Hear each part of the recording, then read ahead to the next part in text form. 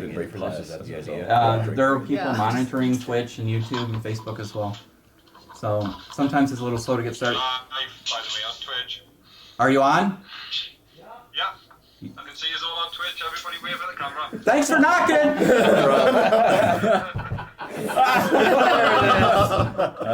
All right. Okay. Welcome to our first Modern Miniatures Wargaming live stream roundtable. I have some of the pioneers and leaders of this genre sitting here at the table. I'm going to let them go around the table and introduce themselves to you all. You guys can throw comments up on any of the media streams that you're on, and they will get to us and we'll answer your questions best we can. This is a very informal chat to see where we go with moderns and how do we make this grow, and hopefully, you know, someday outdo 40K. Please. Please. So, Alex? I guess we're looking here. Yeah, if you can. I'm Alex. I run Full Battle Rattle Miniatures. Hope you're all listening and visited Phalanx this weekend. I'm Chris with Phalanx Consortium and Dish Dash Publishing out of New Zealand, and Williamsburg, Virginia is where we're based. I'm Matt. I'm the rules guy from Spectre. I'm Steve, and I'm the sculptor painter of Spectre. I'm Jess, and I'm, I don't know, like the general Just manager, She's the runner general. of. Just general. Yeah, I'm the general of Spectre Miniatures. Yeah. I'm Ben. I'm the designer at Blackside Studio. I'm Connor. I'm production at Blackside Studio. Kirk Stevens, Miniature Building Authority. Okay, so G, Set Rep, IOTT, Beast of War, whatever my title is today. All right, so first of all, what's that? Oh, who did that? There, we fixed it. Thanks for warning me, Ralph.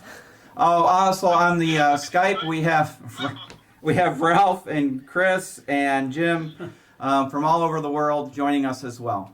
So It's midnight here, you know. yes, it is. So you know you're supposed to be wide awake, Ralph. Wide awake. All right. So to get started, why don't we start with you? We'll just go around the table. Sure. Why are you in this? Oh, my answer's simple. Nobody made Modern Canadians, Okay. and there's no reason they weren't there, so I had to make it happen. Perfect. It's not for the paycheck, that's for sure. Is anybody truly doing it for a paycheck? Probably not. There's better ways to make a paycheck. Yeah. Easier ways, I should say. Yeah.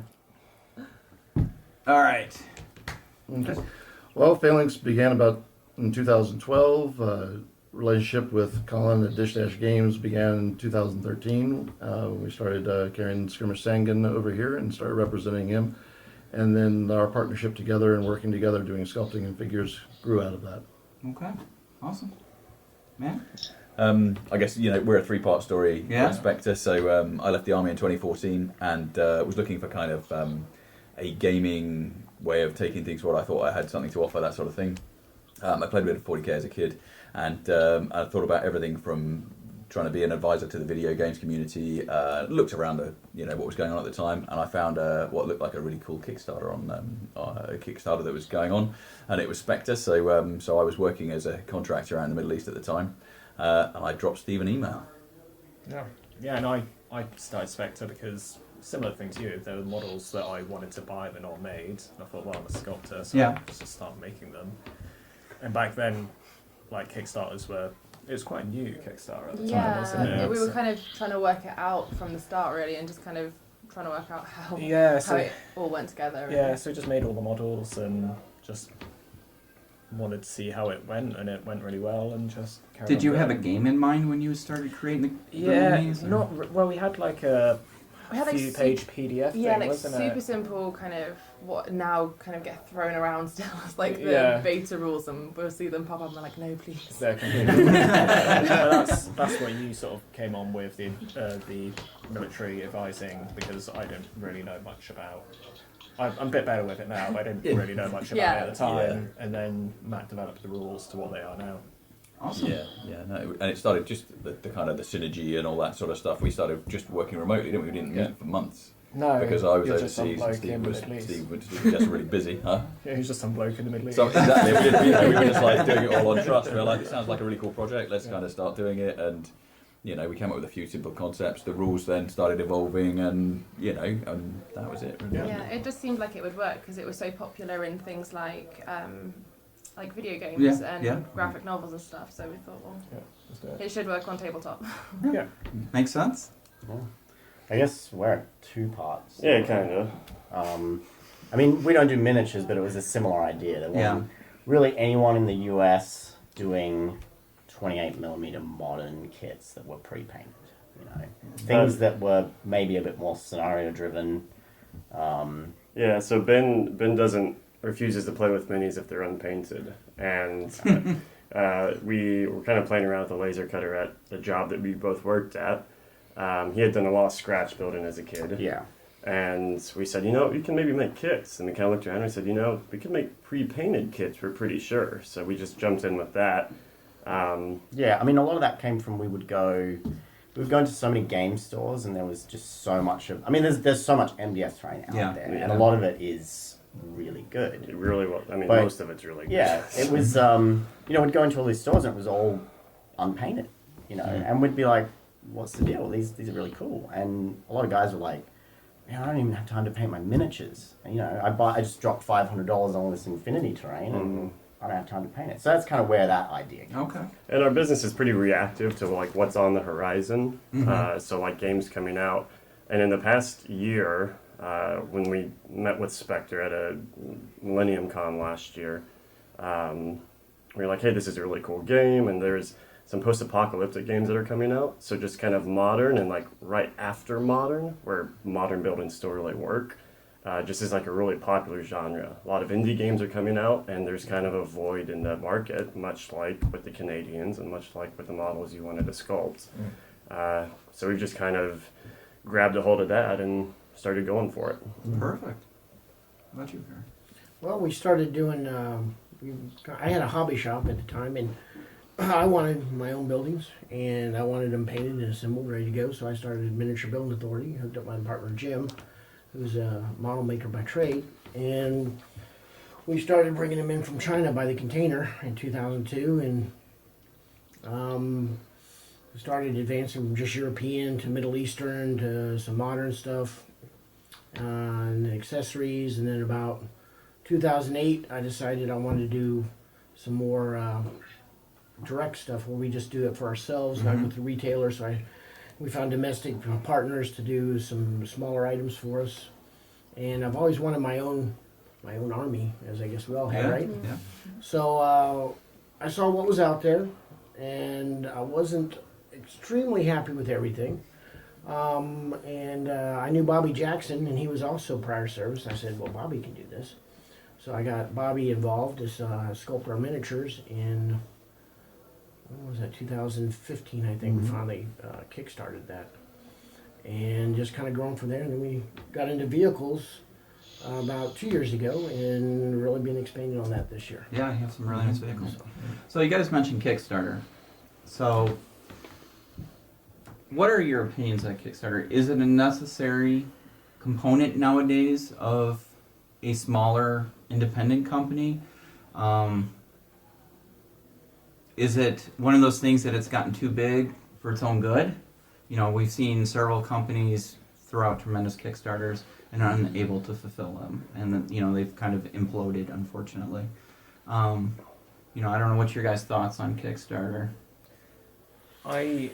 So, a lot of sides. Opinions on Kickstarter. all right. So wait. So you guys had a Kickstarter. You guys had a Kickstarter. Have either of you? Have you done? We've done multiple. I didn't want to go anywhere near it. Yeah. So that was us. So we were just because we saw companies fold under that kind of. It got away from them. Yeah. So we were like, we're gonna try to do whatever we can to stay away from it. Almost because we just I don't know, we didn't have faith that we were smart enough to do it right. Yeah, there's a little bit of that. There's a lot of variables that are really hard to predict.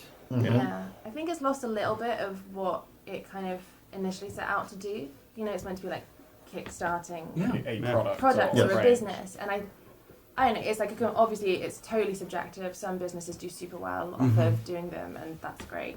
Yeah, I don't know. I've just kind of always seen it more as a way to start. Like, Yeah. Yeah. I think And like launch. yours have done. Yeah, you've we've done done really 7. well. Like Wow. because Yeah. it's to We've done kickstart 7. like And your it's vehicle, marketing, so- guys. Yeah. It's a necessary evil. Yeah. But I do them.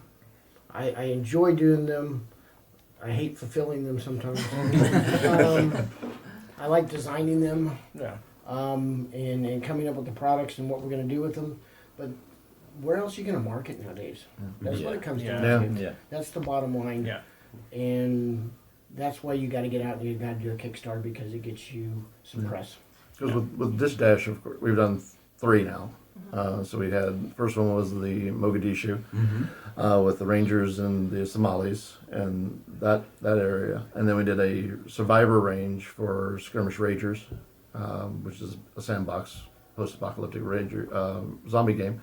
And then we just finished up late last year with Ultra Combat Modern with the figures for the for U.S. and for Russia. In the new Russian kit, so that was a big thing because that wasn't out there really in a wide scale. So, and then with the new, and so that they've worked out. We've learned from each one of them, and I think over that learning process, I think we're getting better at doing them. Yeah. And that's because one of the things that structurally we do with the figures is we want every figure to be a different pose. So that's just one of our one of our little brand things in the sense that you're going to get, that guy might have an underbarrel grenade launcher, but he's different than that guy in that fire team, and he's different than the guy in the next fire team. So that's with the Russians and the U.S. stuff now, we're doing platoons worth with different poses. So that's a challenge, but I think we've gotten to the point where we can do that and deliver in a timely manner. So. Sorry about that, everybody. Sorry. I think they're more difficult when you're having to rely on external factors. Yeah. So if you're making yourself, casting yourself and things, Yeah. if it's a lot more manageable. But if you're having to farm That's out the biggest these problem I have jobs, is control of your means of production. because you have one thing you have one person fall behind, then that knocks on, or you have that person. Yeah, we do everything in house right now, and that was part of the get-go. Is like we want the control of it. Yeah. And we're at a point where we're kind of considering a Kickstarter, even though we started very against it. Because it's kind of like, we have the models, we know how to make them, we have a ton of backlog of models that we just don't have the production time for. So at this point, it's kind of like we have a grasp on it, so we're considering maybe we could figure out, this much money is because this much machine, which will cost this much models, and et cetera, et cetera. And like you said, it's nowadays, most of our advertisements through Facebook. And so it's like if you want to reach people, Kickstarter is a fantastic way of doing that. So There's 2 ways, really, I think, nowadays to market, because that's really what I think Kickstarter is marketing, is the social media, and then you got to do conventions. You got to get out, you got to get your product in front of people, because seeing on the internet is not the same as holding it in their hand. Yeah. Oh, yeah, for sure. Yeah. Yeah. I mean, we've found that, this is our first time doing a Adepticon, and we've had a ton of people come up and they say, oh, look, we've seen your kits online, but this looks 10 times better in person. Because they can pick it up and interact with it. Yeah, it adds so much I value. feel that's the same with us when we met you at Millennium Con. I'd seen them online. Right. They look right. Yeah, yeah. And then we saw them in person. It's like, oh, these are really cool. Yeah. Yeah. Yeah. Yeah, I think that's a big factor. Yeah, we get that even after 17 years. We still get that every show. Somebody coming up who is not familiar with us. Yeah. Yeah. So for the smaller companies, such as yourselves at this point, versus some of the giants in the miniature wargaming industry, it was designed for you guys. It was a tool for marketing. It was a tool for getting that capital to be able to produce those projects without mortgaging your homes and cashing in your retirement and all that. And the big criticism these days is a lot of companies are using it as a pre-order system. That's my cynicism with it. Without pointing fingers at companies, I think a lot of the challenge now is your consumer on Kickstarter is sort of going, "What's in it for me with this Kickstarter?" it's the product getting made that's your gain. It's not you're going to get all this free stuff for supporting my Kickstarter. Yeah. And there seems to be this need to have bundled added value in instead of just raising enough capital to do the project you went out to do in the first place. Because Kickstarter was really it was a crowdfunding platform. I'm remiss to call it marketing, and that's a personal. I don't know if it's a marketing channel per se. I think it helps you, and it brings way much more attention to your product. But the entire idea in the first place was to raise money that you couldn't otherwise get to launch a product. I agree that's the way it started, but I don't think that's the way it is now. Well, that's totally fair. But Yeah. And it doesn't matter. I understand what you think, but it's what the market thinks. Sure. Too. Well, I mean, because so what are your other avenues for marketing at this point in there's time? not. To be Well, honest and with investment Facebook as well. That's the other issue. Is that and- the modern is niche of a niche. Yeah. So Yeah. where else are you going to find that sort of capital? Yeah. So Yeah. lots of smaller companies are forced to go that route initially. Yeah. And it is complex and difficult, and there are fees and all that sort of other Yeah. stuff. And yet loads of sort of potential pitfalls. Yeah. Mhm. So, do you think some of these companies have been victims of their own success? Because now it's like, well, I created this successful Kickstarter, and you've done 7, you've done 3, and you've done your 1, 2. Two. We did one for vehicles. Oh, that's right, 2. Yeah. So, now you see some of these other companies that just keep piling on add-ons. If you pledge this amount, you're going to get this. You Yeah. pledge this amount, you're going to... I mean, at what point It is there a does stop loss that you have to go, it's not Like sustainable? Steve Jackson lost money on everyone he did on his what was it, the ogre? The big Oh, ogre yeah, Kickstarter. yeah, of He course. lost money on every Oh, really? pledge. Yeah, Oh yeah, he did yeah. way too much stuff. But you just gotta. They've been spoiled. They being our customer base or the gaming customer base has been spoiled by these bigger companies that can come in. They're doing plastics so that they can get cheap stuff.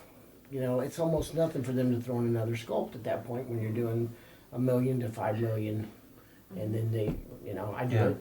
Yeah. But I think people understand when it's a small company that you do what you Yeah, can. but I mean, It's in what your it is. case, if you add, if you do a little add-on, it's to entice the backers to give you a little bit more because you need the capital to fund your Yes, project. I wanted to pledge more. Right. Absolutely. So but some of these other companies that that have these super $1 million, $2 million plus, and they have these huge packages. At one point, is it just one of those things? I'm just throwing it because we want to make this dollar amount bigger and bigger, and it just gets to the point. Their profit margin is gotta somewhere shrink. Obviously we all know the more you can sell and the more you can produce, you get a better rate. We all know that when it comes to manufacturing. The higher the quantity, the better the pricing you're gonna get. But then, the thing that we have, and I'm talking from the journalistic side of it, is everybody says this is the golden age of gaming. A lot of people will agree with that. I almost, are we at the bubble? Are we like the tech, the .com bubble? Are we there yet? Because we've seen a lot of companies over the last couple of years kind of fold, unfortunately for one reason or another. But when it comes to Kickstarter, when you keep throwing in stuff, it becomes to the point where you can't sustain it properly because you don't have the staff, you don't have the infrastructure for it. And again, I'm not going to mention any companies, but we do have a couple on mind where their success was their worst enemy because they just cannot produce and then you have China you got to deal with, right? If you're working through China, obviously if you can work in house, and those kind of things, or if you're can do it local, you have those things. So and there's just so many factors. And the other thing I think that we've kind of examined is some of these companies that have been ultra successful, they don't have a lot of business background. They have a passion for a game, and they produce a good quality game. But the business background's not there, and then they think, well, I can do this, and I can do this, and then they don't understand costs and overruns. I think the other thing on a smaller company, what they do is they got a good idea. Yeah. They can do it. Well, I'm going to kickstart it. They kickstart it, and then they try to find somebody to produce it for them. Yeah. then you're host at that point. They got to do their research first. I mean, think of it this way, and I've consulted on a couple Kickstarters. And one company came to us and said, this is our product. This is the game we want to produce. We want to have it. We want to unveil it and go live for Kickstarter in March for Adepticon. This was last year's Adepticon, and this was November. And I'm like, you don't have rules. You don't have your Goodness, fluff. for March. You don't have. You have a rough idea of what the miniatures would look like. You have nothing in place. Oh, and we only need $2,000. I'm like, what? Wow. You know, I said, what happens if all of a sudden this What is am I an doing ultra wrong? successful Yeah. Kickstarter, and now you have to produce 50,000 units? Yeah. Well, we're going to cast it all ourselves. No, you're not. You know?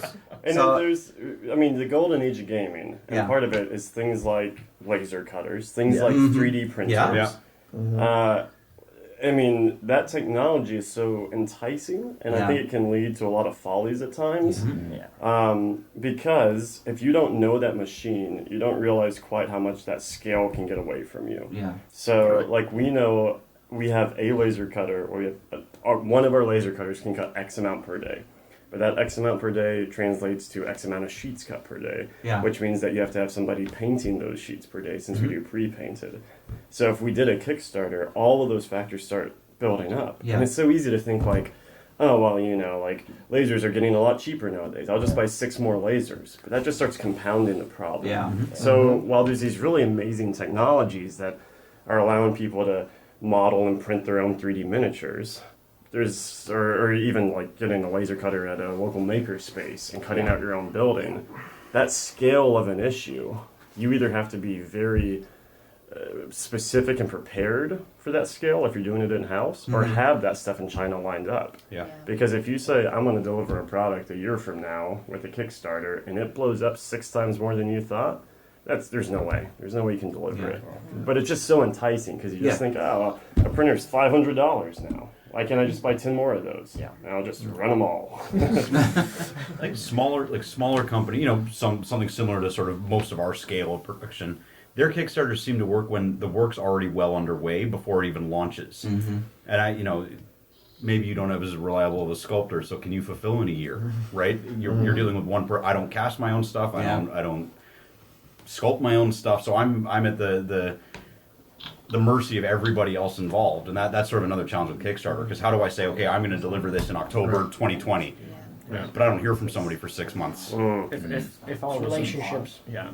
If I wasn't sculpting all the figures, there's no way we could have done that Kickstarter. Yeah, I think we're in a fairly unique position. Yeah. Of just been when we launched it with the figures, we were just like, and here they are. Yeah. Exactly. It's- If we were, These are our greens. Yeah. You know, No, I didn't have to commission like 50. Now, you guys do your resin vehicles In-house in-house. now, yeah. Was that part of the Kickstarter? Was like setting up that infrastructure? That was a later issue of just finding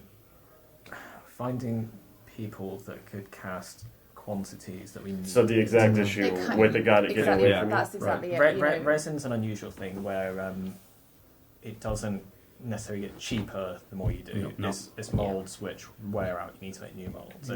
Depends how you take care of them, depends how you pour Right, them. and it's an art You form. need It's not TLC. an exact science. Yes. You know, so we're gradually building up our. I'm doing all the casting at the moment, and you know, we're gradually building up the scale of the vehicles we're doing. You know, we've done our BTR now, which is a big thing, and it's not an easy. Yeah. It's not easy. We had the moment where complex. we wanted to bring as much as we possibly could in house because of the thing with having to rely on external Absolutely. people. You know, you don't know what their workload is going to Yeah. be like. Someone can say, "Yeah, it's not a problem. I can deliver that order in 3 weeks," but then 6 months later.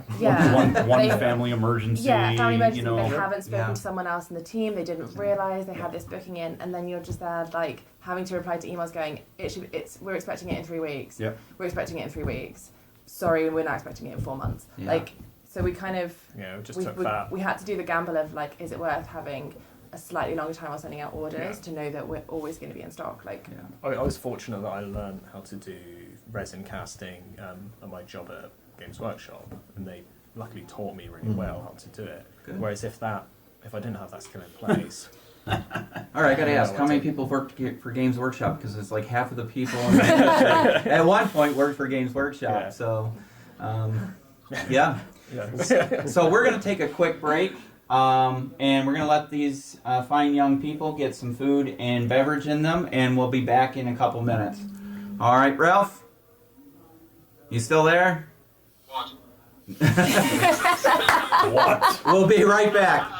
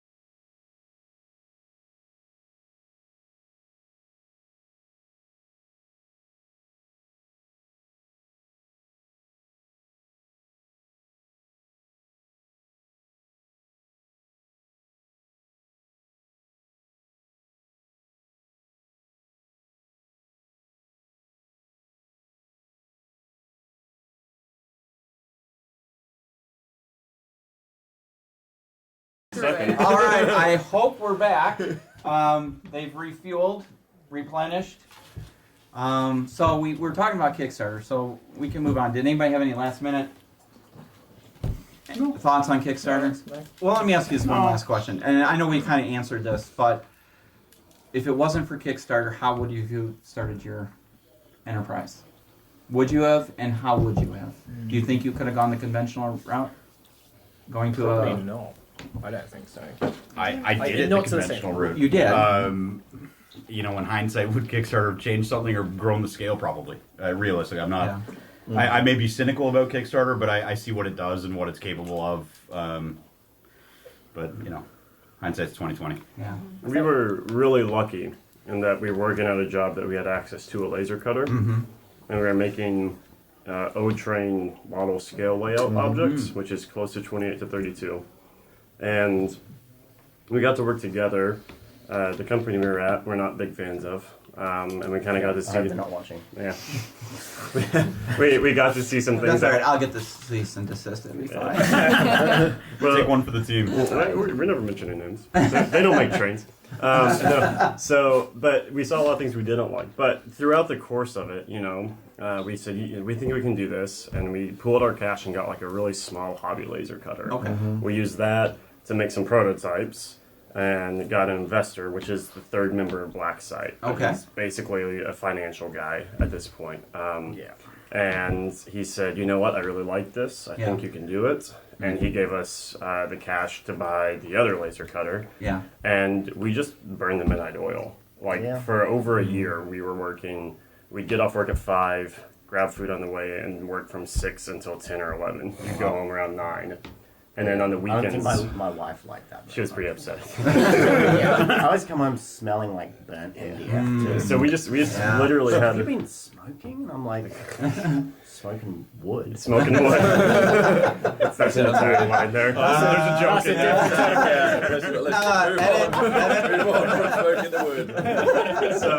there. So we just had a laser cutter in our garage, and we were working a day job. So worked a day job, cut the wood at night, and Sorry. we cut the MDF at night. And by the end of it, you know, And there goes the show. Someone's wife's mad again. I'm gonna spat my beer out. That's all right. It's on my table. I don't care. so that's what we worked basically part time for a year at it.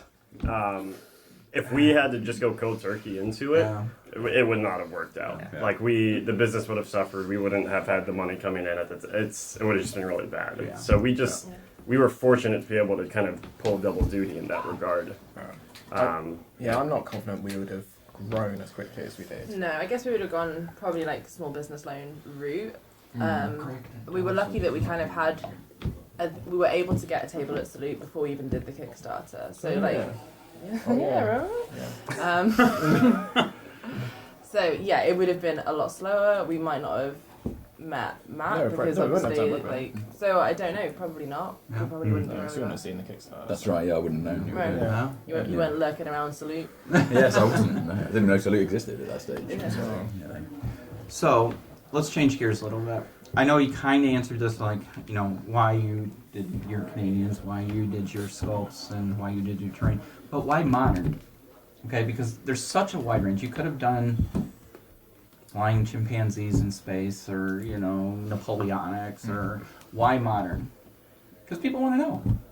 I guess I'm on the hook here. You're on the hook. Yeah, unfortunately, you're sitting in the dealer spot, so. That's okay. I mean, I served in the Canadian Armed Forces, and I like modern gaming. It's what I knew. It's kind of the world I knew how to play in, and it filled the void, right? They didn't have what I wanted to play. So I mean, we've come back to the same point again. Yeah.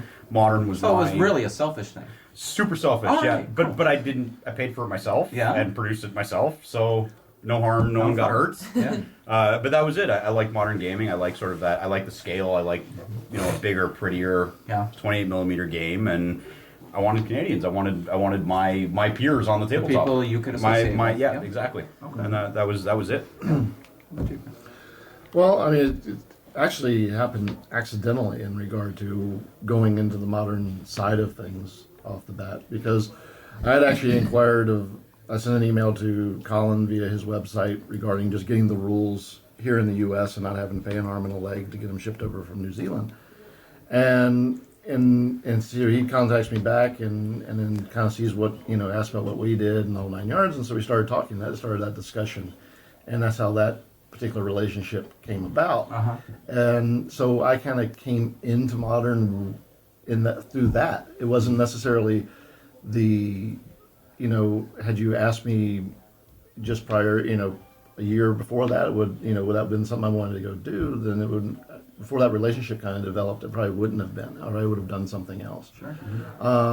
But since that relationship did develop, and we were able to start bringing getting the books published here in the States and fulfilling orders here in the States and getting his costs down to get outreach and the product in the customer's hands, that kind of grew. And of course, at that point he had his initial line of figures that he had personally financed. He had not gone through Kickstarter to do, and that was the initial Afghan set range and also the Aussie New Zealand figures. So those he all personally financed those figures. So that was his initial investment along with doing the book. Yeah. And so we started getting the figures cast here in the States to help with the transit and so forth. And then that's where everything grew. And then, of course, then the Mogadishu supplement came out, and that was in 2015. And did the Kickstarter for those figures and got that rolling. And that's where, we met regarding just doing that. And so that's, and now personally I enjoy doing it. I've been around the military all my life. I was PDQ'd because of several health issues, so I was never able to serve, but I was around the military because my father was in the Department of the Navy and as an electrical engineer, so I was around that environment growing up. And when you started seeing the reaction of veterans, especially during a current conflict, and we've talked about this, and having veterans come up and investigate your product and look through it and see that it's being handled in a way that is, respectful of their service and so forth, and having such a large base of customers that are current or former military, that just kind of grew that, and then it became a point where I want to keep doing this. I want to do it well, and because I want to represent, I want to be able to continue that relationship with them in producing a product that reflects their service. And having a friend of mine who's a colonel, he actually was kind of interested in how this all is viewed in the general public, and he was asking me. I said, we get this kickback sometimes from members of the public, and it tends to be because I've been to the Gamma Trade Show, and what was interesting is the stores that came and talked to us that were not around the military, were in areas where there was not a military presence, tended to have more of an issue with modern wargaming than the stores that were in areas with military presence. Those owners tended to understand it better.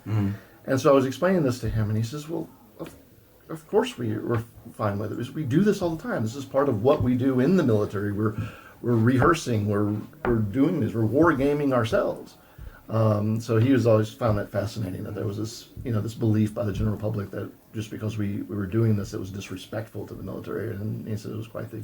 But it's right. I think everyone around the table does handle it in the right way. In a respectful manner. A large proportion of veterans here actually, which is really interesting too. So it is one of those things that could be handled really badly. And we've had some crazy requests over the years for various different types of rages that we wouldn't ever touch.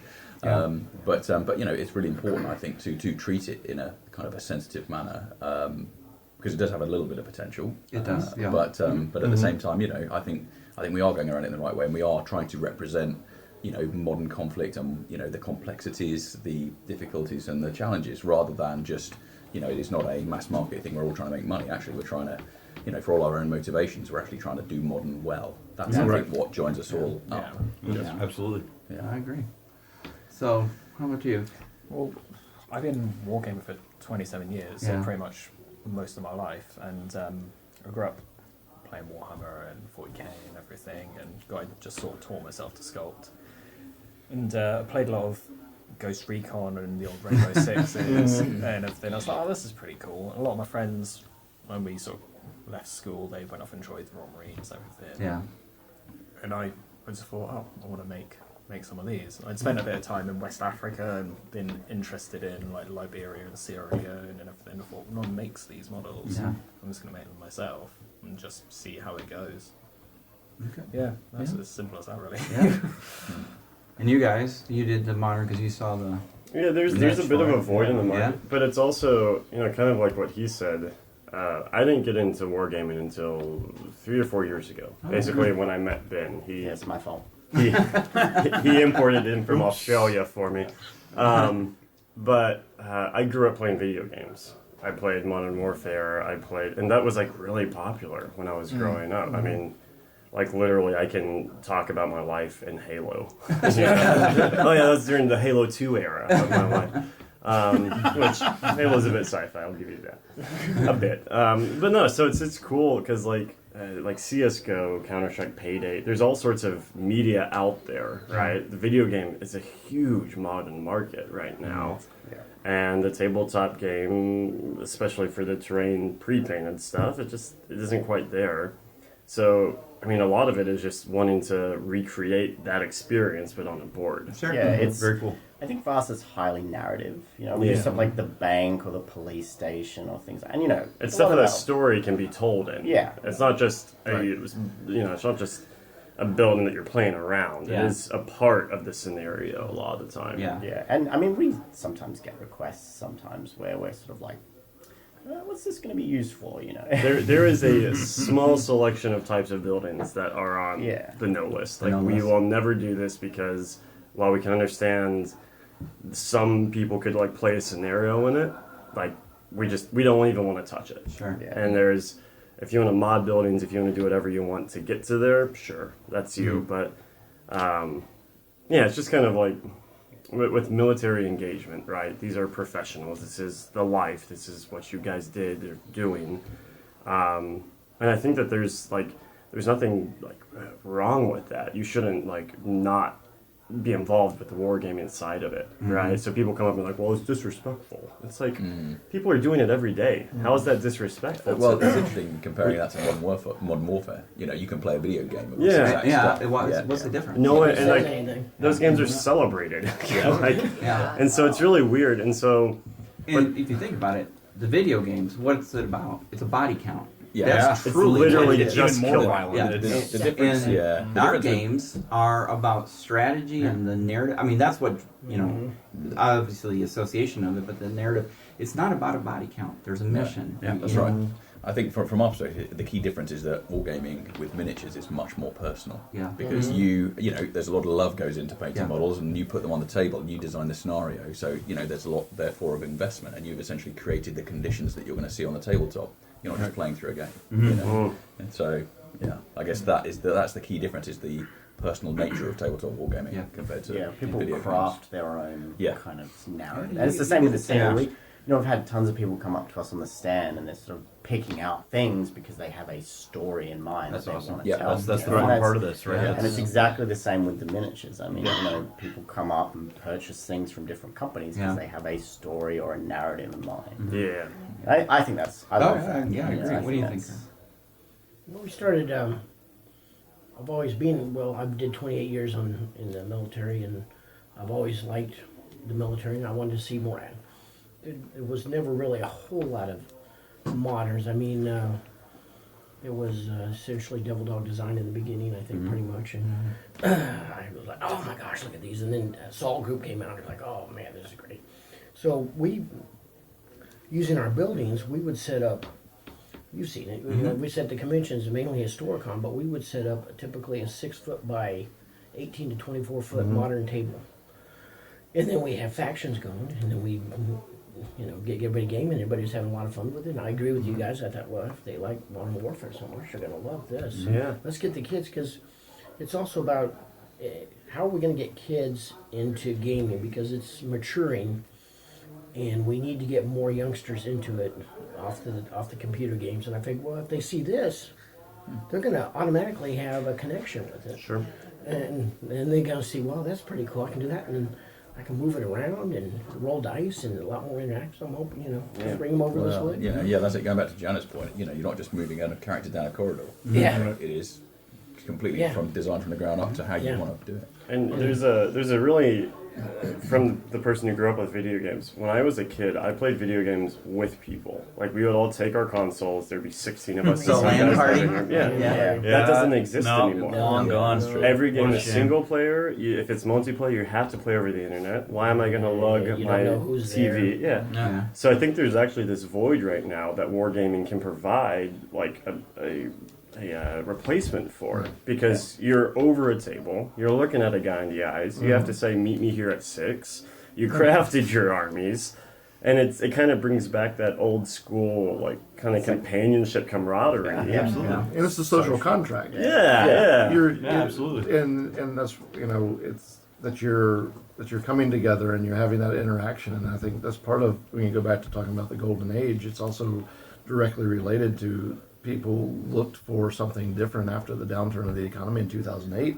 They looked for something to bring them to that you could do for entertainment, and that's where the gaming industry started exploding, because they found that, we can spend $85 and buy this game and play it as a family at home, or we can go spend $100 and go to one movie for 2 hours, and after we pay for small popcorn, and a Coke and that type of thing, and they found this alternative, and I think that's what's helped is now people are starting to. There is a degree of coming back to actually having this discourse around the table over a game, whether it's miniatures based or a board game or whatever it happens to be.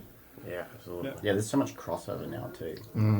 There's so many hybrid games. And it's easy. So I have a lot of friends that only play board games. And it's like, Settlers of Catan, that game. Everyone's like, I love that game. And I'm like, okay, well, this is kind of like that game, but instead of small... That's a big stretch.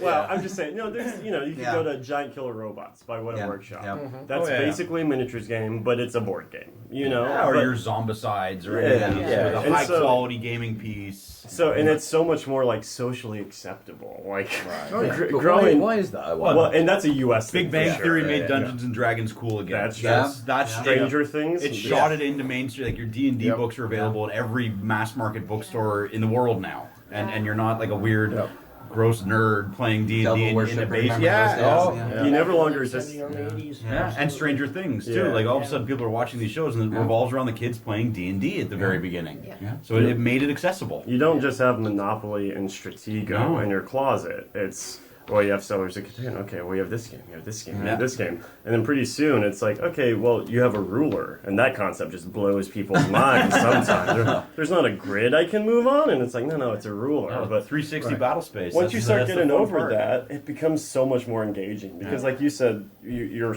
creating strategy and you're putting care into it and all that sort of stuff. So it's no longer just something like, I guess we'll play Monopoly tonight and throw the board over and ruin friendships by the end of it. It's like, no, we're gonna spend some time painting minis. We're gonna talk to each other. We're gonna send photos. There's groups that you're in. Every guy that we know that comes up to the booth, it's like, me and my Facebook group, me and my Wargaming group. People have these little like enclaves. And it's a really cool space to be involved with at that point. Because there is that community that is needed. So, go ahead. I was going to say, I think a lot of board games now are also providing a gateway, because if you've not done, so for example, like before we started Spectre, really, I didn't do wargaming. I was around it because I lived in Nottingham, so my entire social life existed because of Games Workshop. Like all of my friends I knew because someone worked at Games Workshop and they knew someone else. So we knew about it, but I didn't, I was like, the guys are at Games Workshop or whatever. But then so many more board games now have got more of those elements that you can kind of go and play them and be like, actually, it's not too intimidating. It's not like I'm going to look like an idiot if I kind of pick up this book and work out how to move this stuff around. It's becoming much more accessible. Absolutely. Especially like we've got loads of like board game cafes. Yeah, it's a big thing in Toronto too. They're all over the place, and they're huge now. And so people can go and be like, oh right, there's all these different things, and then it's literally like the smallest step to be like, cool. Now it's just like a slightly bigger book, but you can build your own board. And you can make your own, make your own game now. Like, what do you like from that game? Cool, you can play it. You can make it completely First it's free. customizable. So it leads to the question: how do we get new players into this genre? How do you recruit, whether it's young or old? You know? So we've had a lot of people at shows, especially this show, being like, "Oh, I play Ghost Recon Wildlands and The Division. I want to play a war game of it." Yeah. And they're never interested in ones before. So I still think there's that computer game jumping into wargaming. If you're a wargamer, you've been out playing Ghost Recon, and then you're like, "Oh yeah, let's try and do this." I think that for us, that's quite a big part of it, isn't it? Yeah.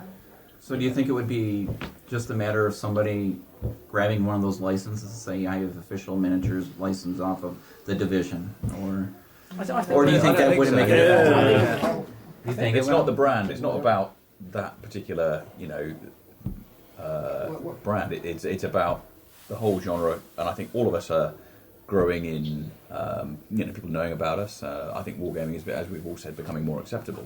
But also, I think that just modern is just generally growing as a niche that was a niche of a niche of a niche, and now it is, quite a lot more widely acceptable.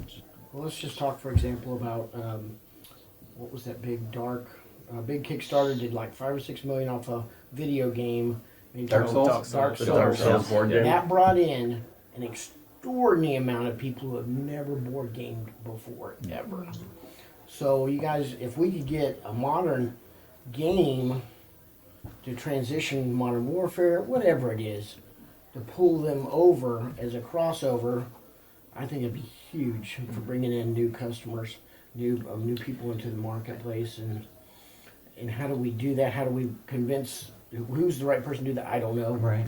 But I've always said if we could do that and pull them in, and it's a board game, but it has miniatures and dice and you can outfit your people now. Yeah. The thing, like Dark Souls, it's a great example. But Dark Souls is something you can play by yourself.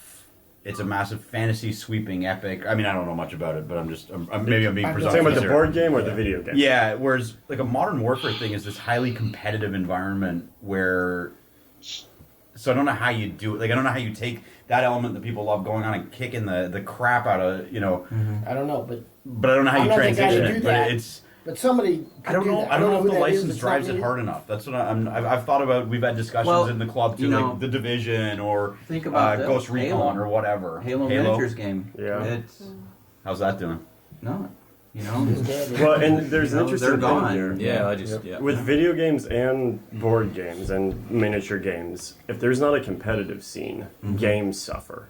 You look at like esports that are becoming so big, and all these games that come out, if they don't have some sort of meta that can be made, if they can't have strategy, if they're not deep enough for a player to get involved with, they drop off the map in 3 months. But then you have things like Fortnite that somehow became competitive, and I mean it's huge. It's making millions. I don't get it. I've never even but seen there is it. a competitive scene, Okay. and I think that's kind of what you're saying with the Modern Warfare. It's a really competitive game. Yeah. And the issue is, but also things like Spectre, if we're talking about the narrative of a story, if we're talking about a bank heist mission, or like there's somebody you're trying to break out of jail or something, if there's a convoy you're trying to interrupt, that's not necessarily tournament play, right? That's friends around a table play. So there is like kind of like a balance of values there. The bank guys could get the rainbow crowd. I mean, if you want to segue game and the payday. licenses, it's.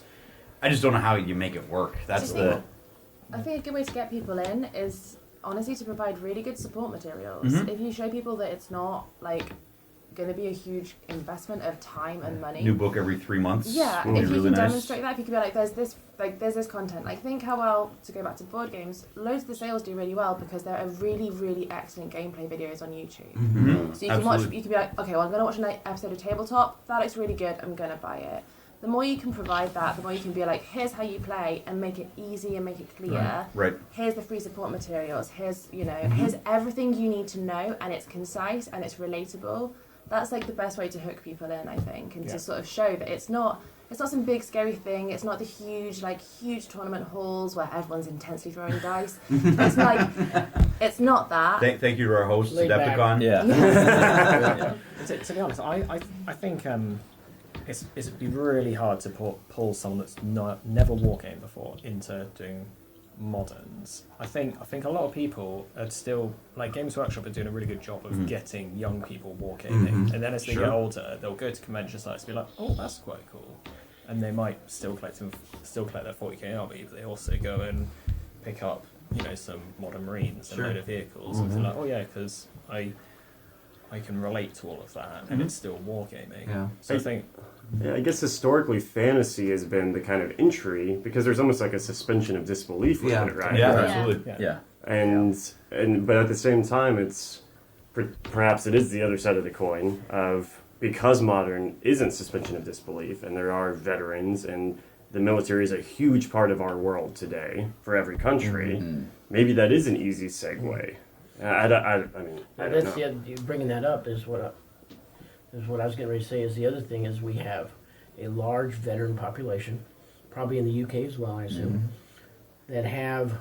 There's a certain percentage they can't do it. It's too close. It's too personal. Yep. But there's a large percentage who really enjoyed the military, and as you guys know, would enjoy rolling some dice every now and then and having some beers with some friends. How do you get to those guys? How do you let them know what's going on? That hey, you can have these experiences. And I've thought about, in the U.S. anyway, is on some of the bigger bases, like on Fort Bragg, is going into the PX and getting one of the little kiosks. And just have a kiosk. The problem is you got to be there 7 days a week. Yeah. I mean, at that point. But anyway, but how do you bring those veterans and those active duty guys in reserve? There's a whole group of people that would love, I think, to know about this, and once they find out about it, will really eat it up. Well, I think you've seen that with the HMGS shows on the East Coast because you're right around the DC area. You're around large military populations. Though at least with what we sell, I mean, we're selling, I mean, when we're 65-70% of the guys who come up and pick up Sangan or pick up our figures Our vets. are vets. Yeah. You know, so it's... Same with us. And because you have that high population, it's just like what we saw with the stores where they were close, they understood, where they weren't. They thought it was disrespectful, and I think that's and I think it's just how you, and I think it's presenting it. You know, like I was at one convention and we set up a board for actually doing a game in the Helmut province, and a guy came up and he just looked at my board and he just goes, "That's scary close," you know, and that's because, and I said, but I didn't want to get it wrong. You know, I wanted it to, you know, to look like that was supposed to look. And that's how I, you know, when I look at it from doing my scenery on a table, because of one of the reasons I got into this hobby all along was the art of it. And so I try to translate that in anything that I'm setting up, whether it's modern, whether it's Napoleonic, whether it's American Civil War, whatever it happens to be. I want that world to be created on that tabletop. No, I call it theater in miniature. Yeah. But at the same time, you could argue the other way, and that it's therapy. It is. You know, I'm pretty sure that my involvement in Spectre in the last few years has been, you know, part of my transition from the military into the civilian world. It's also, you know, dealt with, you know, potentially some of the issues of tours in Iraq and Afghanistan and all that sort of other stuff as well. And it allows me to kind of, you know, play through things, and I look back on my service and all that kind of stuff. But yeah, I absolutely think that. I mean, and again, on our Facebook group, we have a huge number of veterans that are very positive, very, you know, complimentary, and you know, really supportive of it, and they're the ones kind of driving it in some ways. The Canadian community is kind of in a weird. I mean, we're so spread out. We don't have big shows, so convention presence is a problem. But guys, every week there's someone messaging me. Like, it's a guy stationed in Petawawa or a guy out in Shiloh, and he's like, "Oh man, that lab's really cool. That's amazing. I had no idea you were doing this.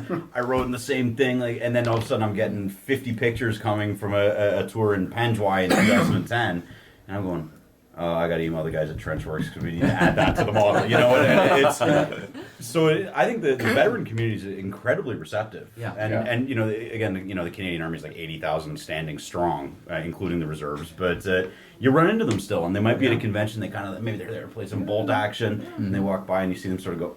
Yeah, I know it's Canadian. You know, and there's a double take, and they're like, because it's holy familiar. shit, these look good. You know, and they're like, you've done it right. This that's looks what it's right. all about. And they're like, good. You know, and then we start talking. And I go, okay, of course you did it right. You know, and then but they go, okay, I guess I got to get some. You know, and it grows slowly. Because that's the I think thing. that's the accolade you want too, right? That you want the right guys to go, okay, you got it right. And I want we want their feedback. Yeah. You know, that's why when I show stuff, and we have couple instructors that come over from the War College in Pennsylvania to the H&GS shows, and I'm sitting there saying, this is what we're working on, and I'm showing it. And I said, and they'll give me their critique, and I said, I want it. I want to know, and they'll give me well, you need to do this, and you need to make this change or whatever. And I'm like, cool, we'll make the change. You know, we're responsive to it because I want it to come. We want it to come out. That it's any active or veteran is probably the best BS detector you're gonna have. If you throw garbage out on the table, they're gonna let you know you got garbage. Right? Yeah. They will. If you're not doing it in a respectful manner, you're sure gonna know. Yep. You know. So it is probably our biggest audience is that community, you know, and then it does spill over because say what you will about GW when they were going through their reorganization, if you will, a couple of years ago, and people kind of migrated out. They were looking for other things. Eventually, you kind of outgrow some of those things, and you're looking for other avenues. And you know, because we have been at war now for 18 years, you know, theoretically. Generation now has grown up with it, right? So, you know, it's something that they've seen on TV, they've seen in the newspapers, and now they can say, I can associate with that, at least from a third person aspect. And maybe I want to try and experience it through a game. Yeah, very true. So, it's your guys' responsibility as well as ours as, you know, journalists in this genre to present it in a positive, respectful manner. You know, and not do some of the crazy stuff that's out there. You know, guys with a minigun backpack, and you know, I mean, there's a place for it. But don't get me wrong. No, they're available. $1 billion arms in it. I'm just saying we got but it. you know, that's the challenge. It's tough. Is for you guys to create.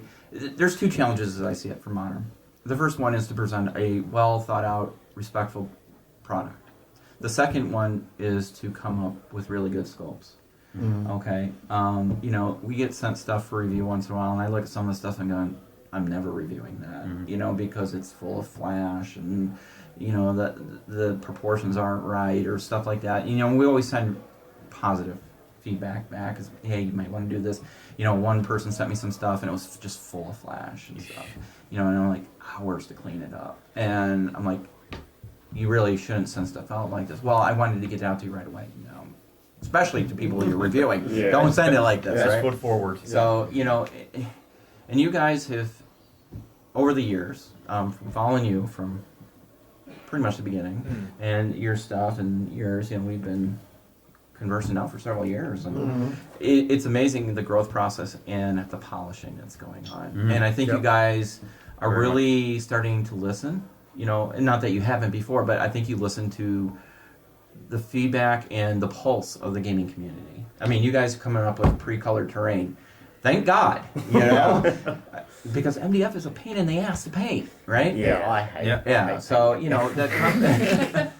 That's why I have to paint over The confessions of the MDF. That's the truth, though. It's a tricky material. It's a very difficult material. It's very finicky. 100% of, I mean, like you guys were like, it's a selfish reason that I wanted. 100% is we don't like to paint terrain. And so if we can batch paint giant sheets of it and then put it together and it looks pretty good, like, I'm into it. good for us. I'm into it. I love You know, it. and you got your good resin terrain, and you know, because that Chinese definitely children do a good job. it's a good, you know, everybody has that niche, and I have to say, and I'm thinking, yours are one-piece minis, right? Barring a few models, yes. Yeah, they're one And piece. you're one piece, and you're one One piece, piece. and you're one piece. Thank God.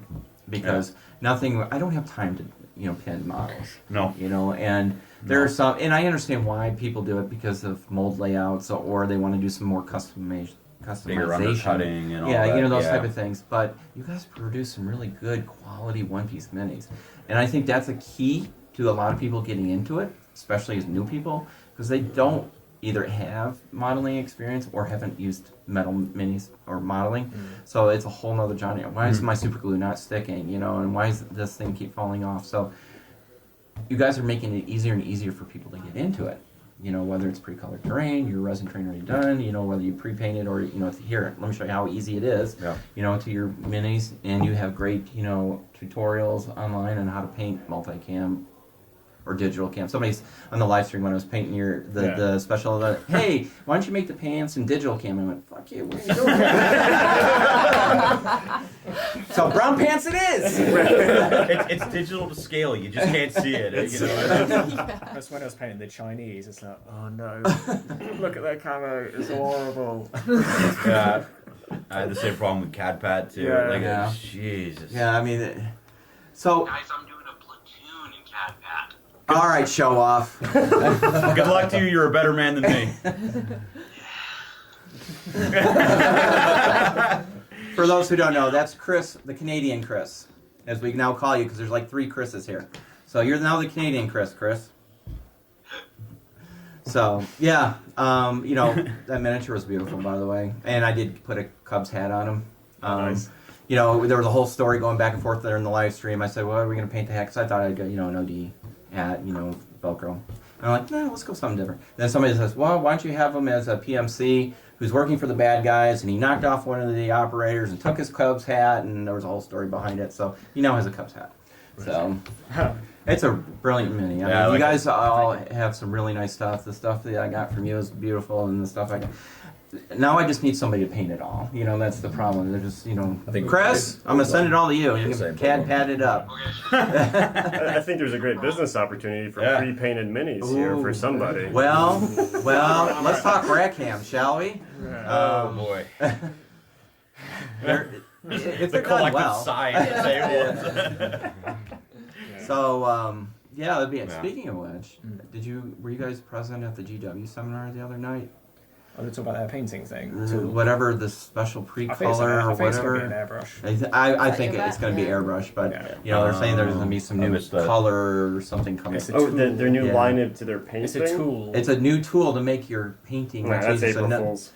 It's April Fool's multicolored paint. Yeah. I just think it's a small man. Yo, paint all of them. It might be coloured plastics. Who does? For the GW stuff, the rumour for the GW stuff for that Shades of Grey thing that they were showing might have been coloured plastics. I don't know. Starting to do more and more coloured plastics or pre-colouring. No, really? They said it's a tool in the paint range. Yeah, they said it was some kind of tool. So I'm thinking the same thing. It's going to be an airbrush. I mean, isn't their paint range really profitable for them? Yeah. Looking at the prices, yeah.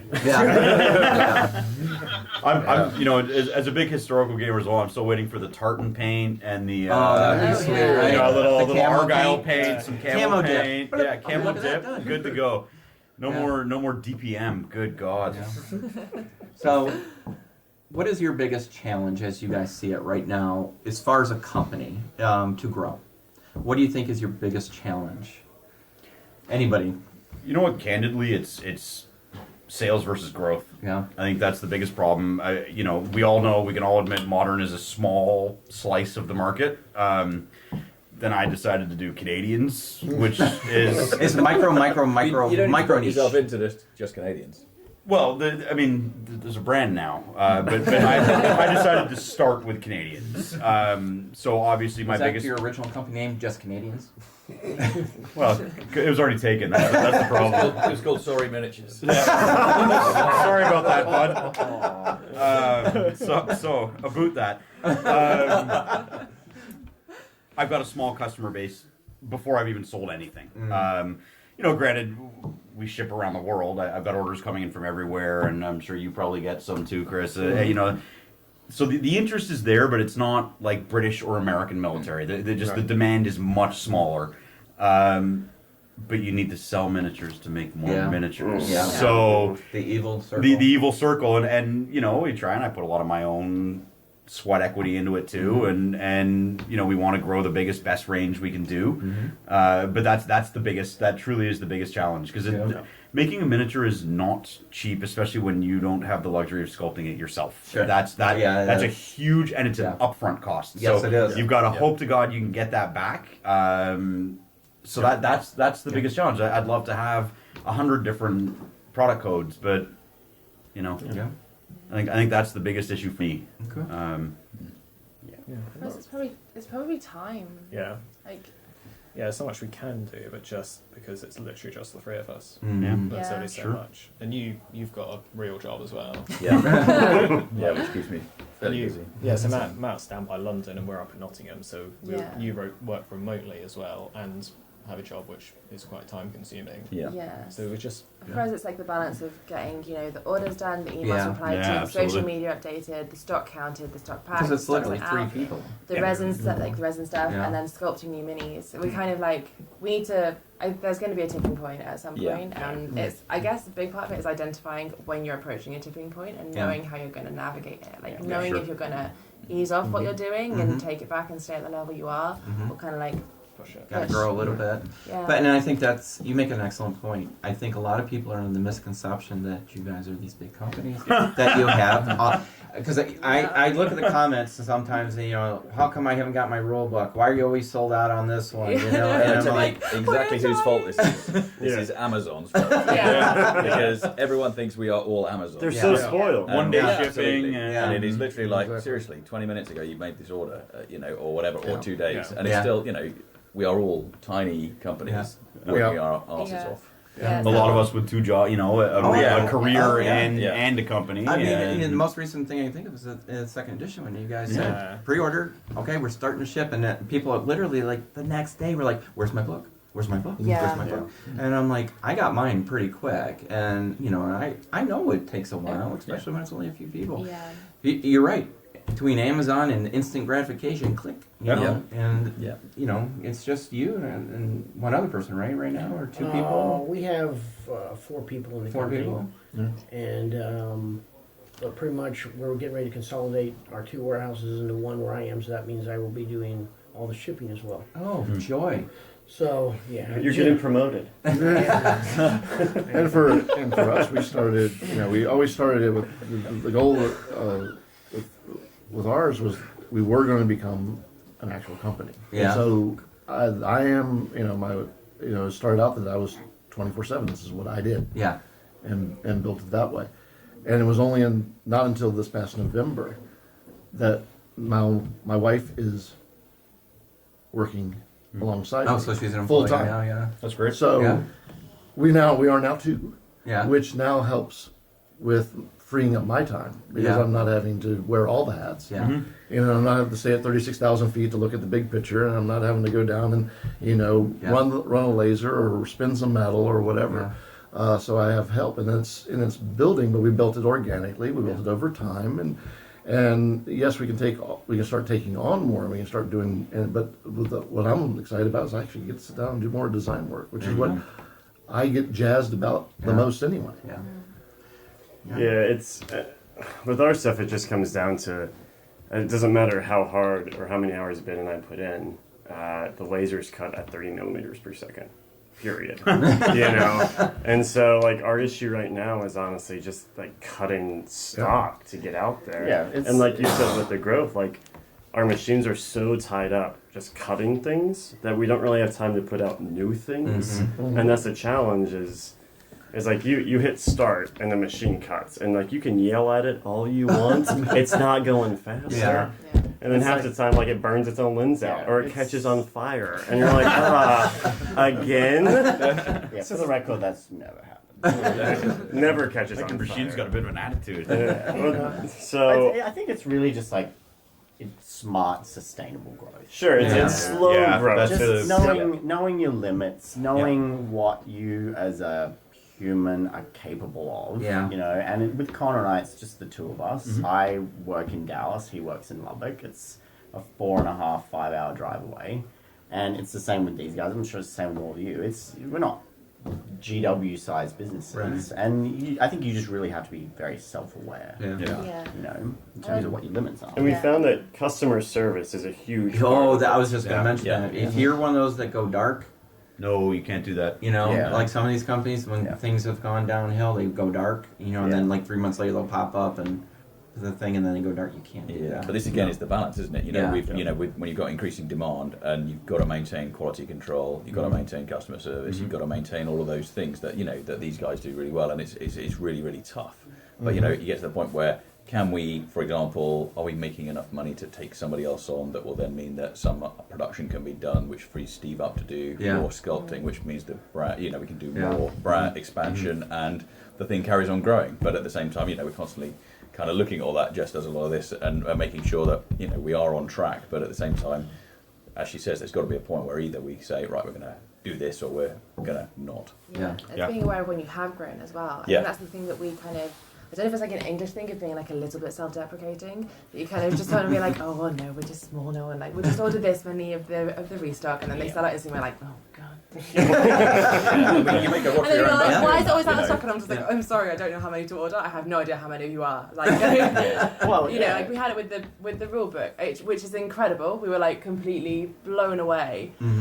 And then had the thing of being like, oh, we're casting all of the limited figure in house, and we've got a Decepticon. And suddenly, like, great timing, guys. But that's what this way. I ordered a there's restock always with a him, nexus. and it's like 2 days later, I'm like, I'm gonna need 4 more copies of that, and I need 3 more of that because the orders are coming in. But then if you overorder and get it wrong, then you've got this stuff sat around. And each one of those things has a price tag attached. We don't have this money to throw around. And that's why it's best if you, and we're talking about the sustainable growth and also being more comfortable with going off and doing a Kickstarter is when you can control those means of production. And well, if I need this, I know I can go down and spend it, or I know I can go turn on the laser and I can burn it. And we had, we're doing a lot of work for other companies as well, and we reached a capacity issue with our laser. So I've been there, done that, got the postcard, and after a year and a half, we're just like, we gotta get another machine. And we got the next machine, and then we went from a Chevy to a Ferrari. Sure. But the difference in that regarding our throughput and the time we're not sitting there messing with the machine to clean it up and everything, major difference. And now it's like we can keep up with the machine. So that's where now, with my being able to turn back to design, I can start saying, okay, now I can have the freedom to turn out more and design work. That is the joy of having everything in house. Last year we on March 16th, we realized we wanted to do something for St. Patty's Day. And so we said, hey, let's make a pub. And Ben was like, all right. And Ben designed a pub like that night. And then that morning I woke up and I laser cut it and like the colored materials. And we made the proto, and he was like, okay, we have to change this and this, and we photoed and we put it up. And I mean, it was like a 24-hour turnaround when it all came down to it. Yeah, we were like, anyone that orders over a certain amount gets the pub for free, and it was like, because we're a year and a half old. We were less than a year old at that point, and we were like, hey, like we can use St. Patty's Day. We'll get a few sales off of this. This will be great. We said, and we ended up selling like, we thought we'd sell like 5 or 6, just like something really small. We ended up like 40. Wow. And then we're just sitting here with like that one little machine in the garage, and we're like, oh, this is what happens with Kickstarters. Well, no, he's right. I mean, that was a really good learning experience for us, because we were like, all right, this can get out of control. And a mild one. It's the great power of being able to just make a pub, but the great responsibility of accidentally selling 40.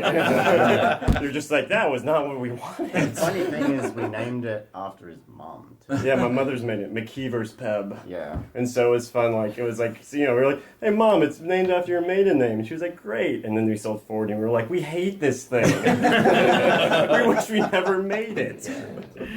I mean, we keep the production in-house also because, I mean, there's certain products we make that don't sell as well. And we'll do a run of them, and they'll sit on the shelves for a little bit, and we're like, all right, well, next time we'll run a few less. And, but we're not ordering 10,000 from China. We're ordering 20 from our garage, more or less.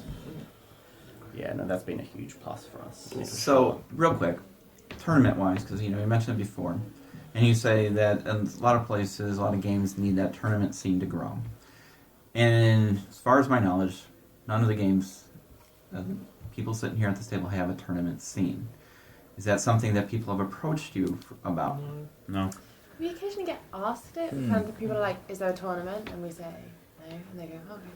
Like, Well, actually, no one's been like, "Oh." Yeah, actually, Colin has experimented with it. Yeah. Over and when he's gone to CanCon and so forth, he actually experimented with it, and so it has had. We've tested the waters because there's a point system within Sangan. So we've tested the waters of trying to do it and seeing what kind of response you can get. But it's like you said, we are a niche within a niche within a niche. So you haven't built that body of people that are actually even doing it to necessarily build an organized play portfolio, and that type of thing. Yeah. You talked about Call of Duty, the video game, or modern, that's about the kill count at the end of the day, which is a competitive thing. Yeah. And the essence of your games is more about the story. Yeah. And so I do know you guys have had a lot of like 6 to 8 to 10 players, and you mentioned your 18-foot long table where it's like a lot of people going on. And I think that's kind of the value of it. Is it's more that narrative, that story driven, that I have a readout, a goal to accomplish here. Exactly.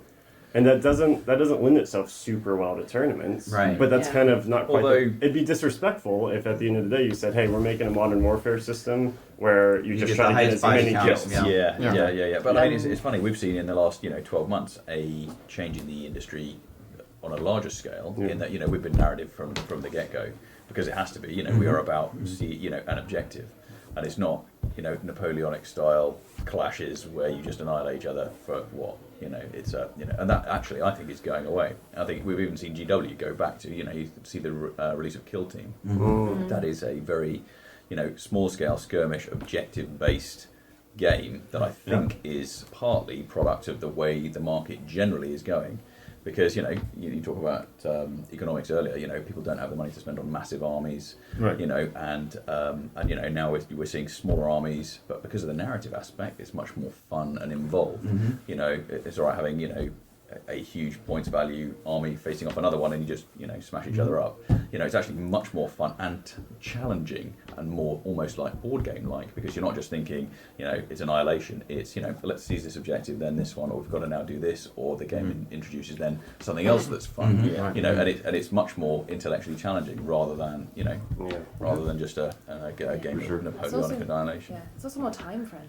Yeah. Like it's playable. Like that's the thing. You don't have to set up for 3.5 hours and then really like go out all day. You can play a game in 30 minutes because I mean so many of us are so busy. Like everyone is so busy all the time now that if you're like I want to play a game, I want to play something that I can just be like get a kit, get some figures, go. Yeah, that makes sense. Space friendly too. I mean, how many you're playing on a 3x3, a 4x4? I can put that in my dining room. I don't have a big dining room, and I need 3 buildings and some trees and some hedges, and I've got a table, and I don't need a Mack truck to bring my army to the game. I think the problem actually is partly conceptual on the part of the wargamer as well, because you tend to think of equally points value based games of equal forces generally, and modern is not like that. But what you might see is with a points value system, you've got it is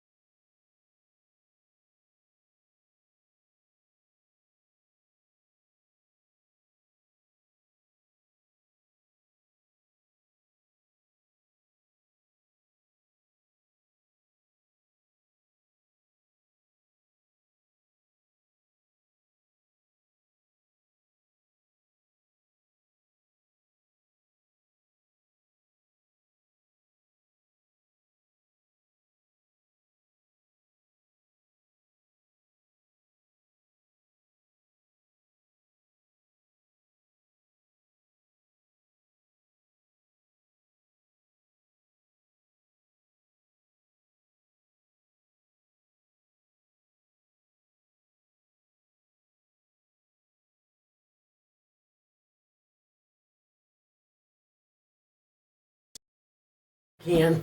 Restroom break? Sorry, guys, the battery died. Oh no. All right, that's a good time for restroom Like, break. seems like a bio break here. Bio break. Bio We're break. almost done. I didn't realize we ran that long.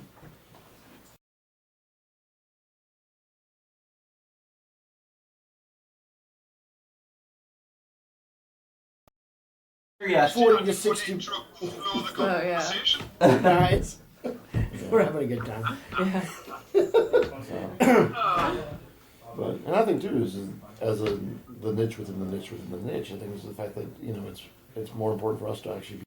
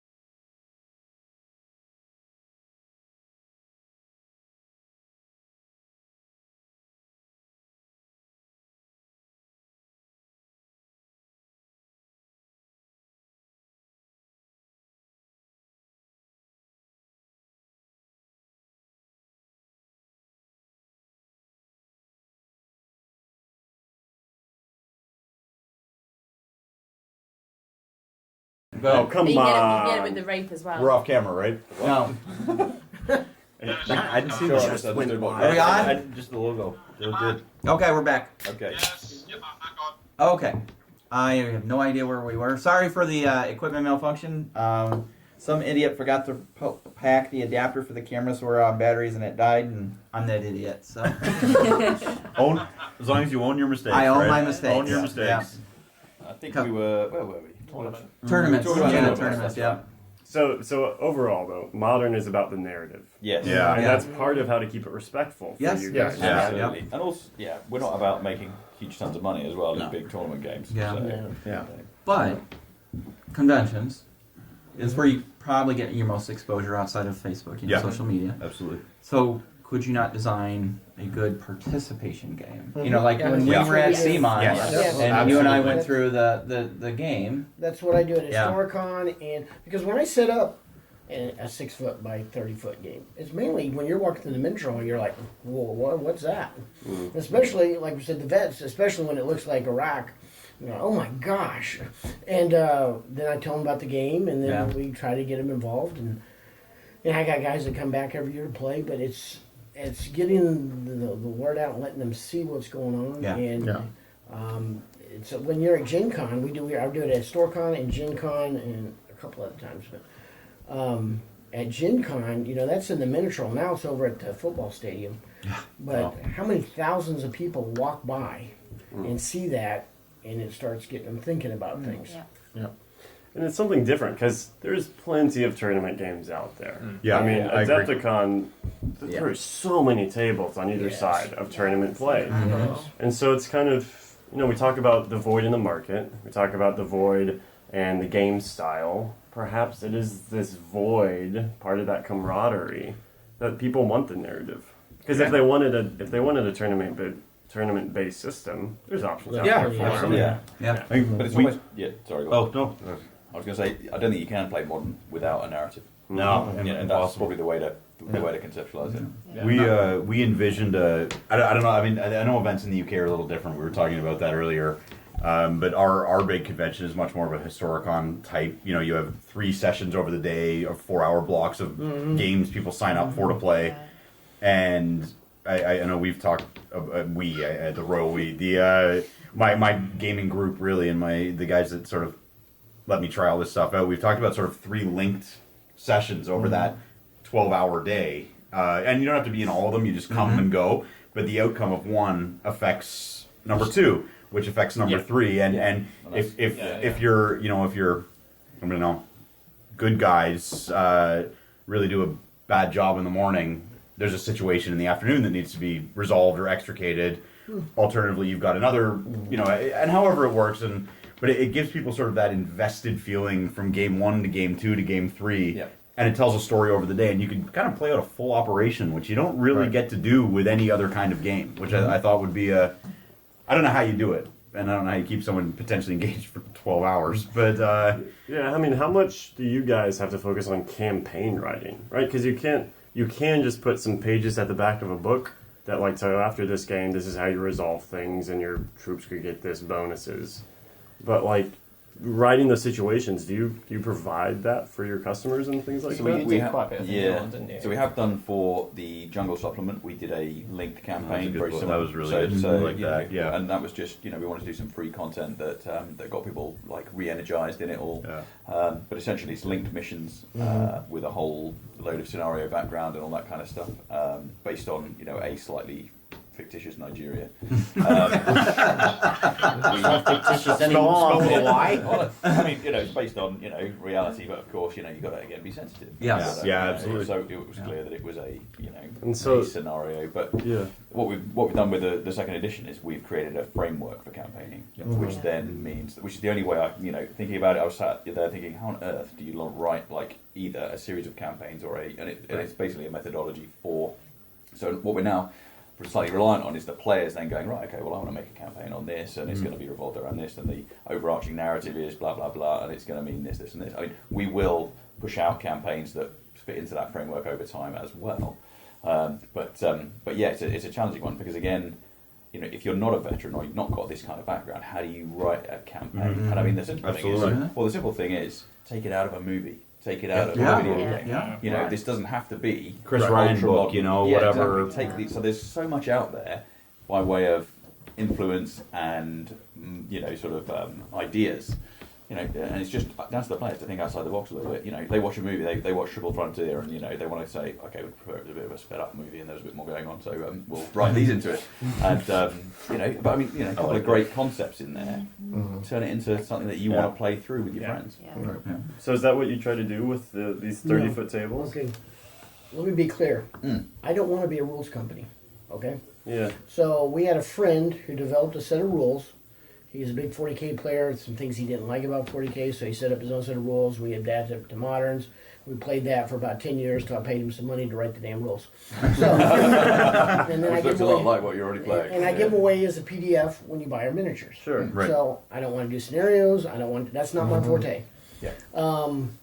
I want to create more figures what I want, more Yeah. vehicles what I want, and I'll put them in my game. But I'm not a rules company, so I'm a little different than the rest of you guys. But you're a maker company. You're giving the assets for everyone to use in the scenarios. Yes. I don't care what rules you use. I don't make friend, rules either. If you want to go play Spectre, if you want to play Skirmishing, I don't care. Sure. Yeah. I just want a I big promote miniature. both. That's the same with us. We know people are playing all sorts of games with our models. Yeah. They're playing zombie games and all kinds of stuff. And that's great. And of course Colin comes from an RPG background. So he originally, in developing Skirmish, sang, and that's why there is a character creation. That's why you're rolling your body scores. That's why each individual is an individual in his game. So you're creating that. He wanted to create those stories. He wanted you to actually carry them through as their tour duty. And actually have them go through a series of missions and things of that nature. He didn't want it to be just, I do a scenario and then I walk away from it. He wanted there to be an investment in these guys working together and getting through the overarching campaign. And that's why, and everything that's been added to it, whether it's through the supplements and the dispatches, supplements, and things of that nature, we added in additional guidelines for running insurgents in the campaign. How do they draw from the population in order to recover their losses and so forth? So if there's if you have the Tango player, how does he run his side of things in play? And not only your ISIF and Western forces. So, a couple last minute questions. So I totally forgot. I gotta quit drinking. You gotta stop putting me in hot seat. I don't know what you were gonna ask. I don't remember. Can you answer that question? Yeah, can you answer that question? I'm sorry. I'm used to playing poker, and you're sitting in that chair. I'm sorry. That's just the way it is. I can try. What was I thinking? I was listening to you, and it just went on my head. He was speaking really well. He was certainly well. So that brings us to a point. So you guys don't feel ultra competitive with other companies within the genre. No. Because you make Canadians. Yep.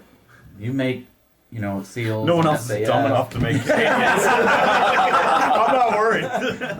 Because somebody say you did a participation game and somebody showed up with some of your ultra modern, we'll say the ultra moderns or whatever. You wouldn't oh no, you can't play those. They only when we did that event down in Cardiff, people bought loads of different brands. We were just like, and if you want to play that game, play that game. Yeah, we were discussing during the break. I said, our niche within the niche is too small for us to sit there and do that. Yeah. I don't think we can be that way. We can't step on each other's toes. We can't. Oh yeah, healthy competition drives excellence. Yes. If you don't have that competition, that healthy competition. Yep. Yeah. What's the motive to improve and enhance your product, right? Yeah. But not to the point where you're cutthroat. No. Well, we're going to talk about this in the break, and actually, we are all respectful. All the people around this table, are respectful of each other's brands. We know what each other's kind of. I think there's a lot of back channel communication too. Yeah. There's a lot of chit There's always going to be chat. a little bit of overlap. Sure. Yeah, Absolutely. but it's fine. Yeah. But generally in the community, with a few notable exceptions, people get on really well and coordinate, cooperate, and that sort of thing. Yeah, well, we've got the great the Spectre Operations group Gaming that some of our players set up, and on there it's like different companies, different people who painted up different stuff, and they're like, here's how well it works with this range from this company, this company, this company. It's great. It doesn't matter whatever people need to have their hobby, because it's personal. You can't tell someone how to enjoy their hobby. Yeah. You can't do that. That's not right. Agree. I had an interesting experience. I'm saying I need to expand, right? I'm like, I need some more models, and I decided, you know what, fuck it.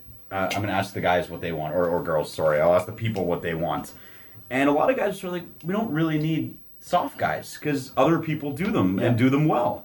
So we need more sort of grunts. We need more. That's all I want to do. We need, and I had some great recommendations. I got people asked about Pathfinders, like a recce team, which is kind of cool because the Canadian Pathfinders are pretty distinctive, and I would have never thought of that. Really, I didn't jump out of a plane. That's idiotic, but well, we're gonna go down that road. But there were options, and I was going, that makes a lot of sense because you look at 2019, and operators, like they're all using the same especially in 28 millimeter. Not to offend any gear hounds out there, like an AR platform's an AR platform, and a bump helmet's a bump helmet, and multicam's multicam, and they're all using the same stuff.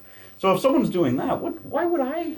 But also the other question is, if another manufacturer in this small niche is making those kind of models, why would you then go and try and make your own version of it when it's already established? Yeah. So it just doesn't make any sense. And Pete, seems like a poor investment in my mind.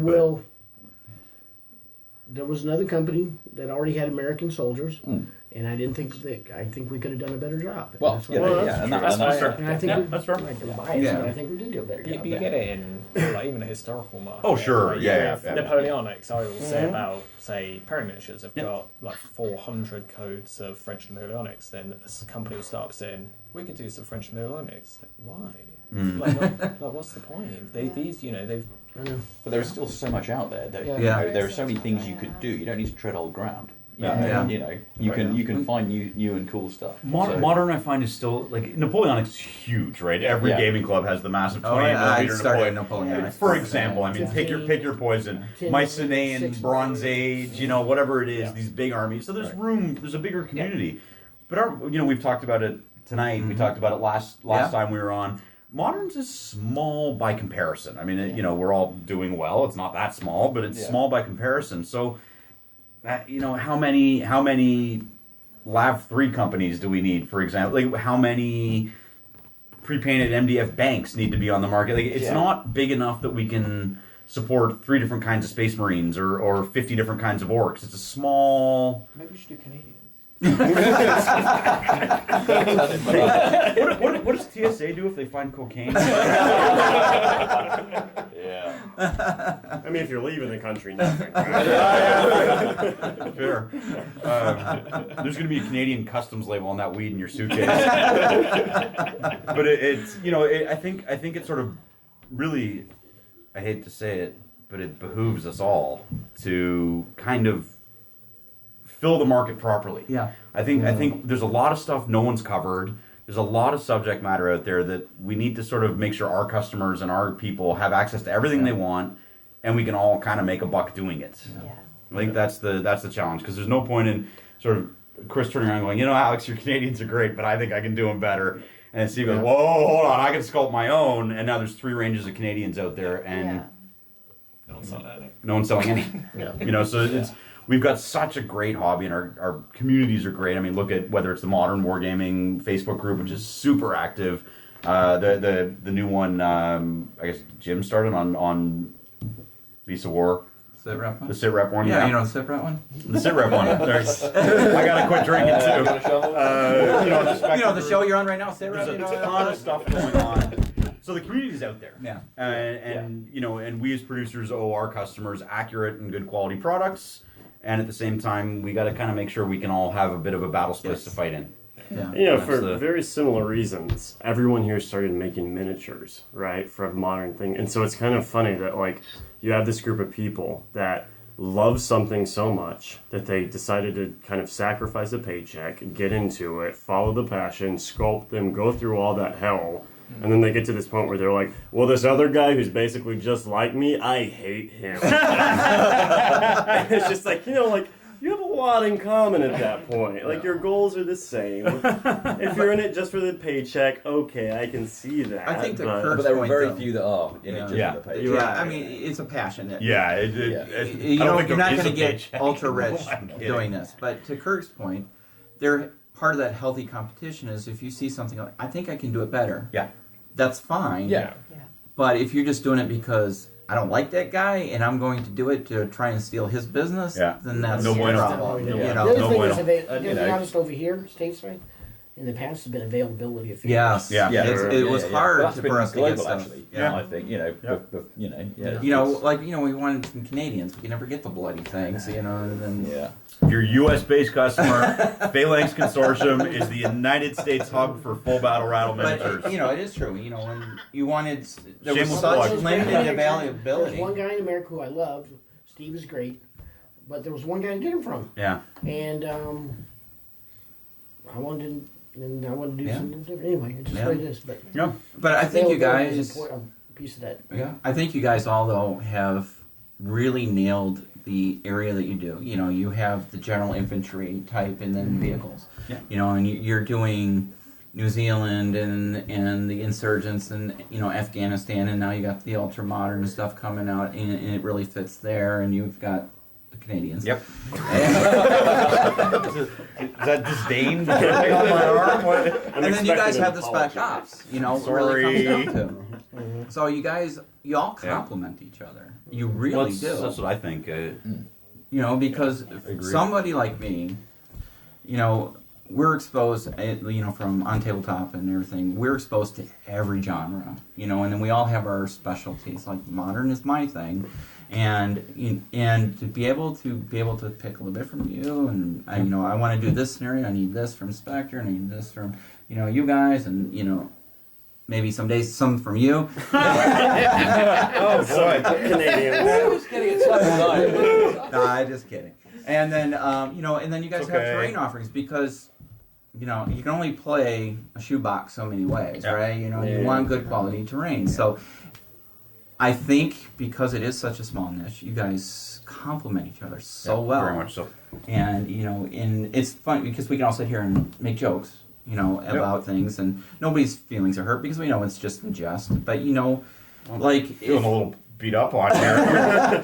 But you know, if you had a question or an idea, you could reach out to Steven or Matt or to Kirk or Chris, anybody, and say, you know what, I'm thinking this. What do you think? Yeah. And you know, I don't think anybody's gonna. Oh, I'm not talking to him. And, Well, you know, when you were doing your vehicle, we reached out they to helped me help out and pumped the news out and just try and help you out. So yeah, it's like a big because if you grow, job. they're gonna grow. Yep. They're gonna grow. Well, like for example, I would like to be able to have stats for all my vehicles for the other game systems. Yeah. That way, if they want to use them, it's already statted. Yeah, that's cool. I think it's, you know, I sit there. We were talking probably the last. There's a convention called Broadsword. They run a couple a year in Toronto, Hamilton.